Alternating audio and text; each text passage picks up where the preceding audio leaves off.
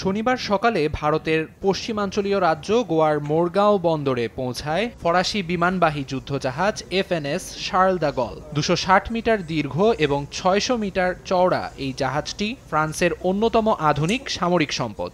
Mission ক্লেমেন্সাও 25 কর্মসূচির অধীনে সামরিক মহড়ার অংশ হিসেবে এই যুদ্ধজাহাজ ভারতে পাঠিয়েছে France.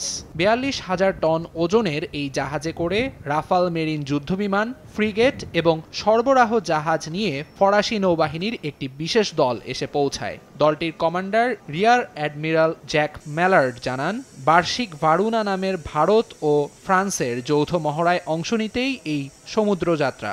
France and India will participate to annual exercise Varuna. Charles de Gaulle আমাদের দেশের অন্যতম গুরুত্বপূর্ণ যুদ্ধজাহাজ। এটি একটি বিমানবাহী ক্যারিয়ার যার প্রধান কাজ সমুদ্র বা ভূমির উপর থেকে বায়ুশক্তি প্রক্ষেপণ করা। এই জাহাজে প্রায় ১৮০০ ক্রু কাজ করে। এটি সমুদ্র যুদ্ধে জয়লাভের জন্য অপরিহার্য। ফরাসি নৌবাহিনীর বিশাল বহর গোয়ায় আসার পর থেকেই গোয়া বন্দরে যেন উৎসবের আবহ তৈরি হয়।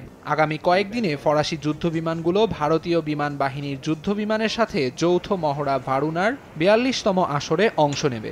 মহড়ার মূল লক্ষ্য দুই দেশের নৌবাহিনীর মধ্যে পারস্পরিক বোঝাপড়া বৃদ্ধি, কৌশলগত সম্পর্ক দৃঢ় করা।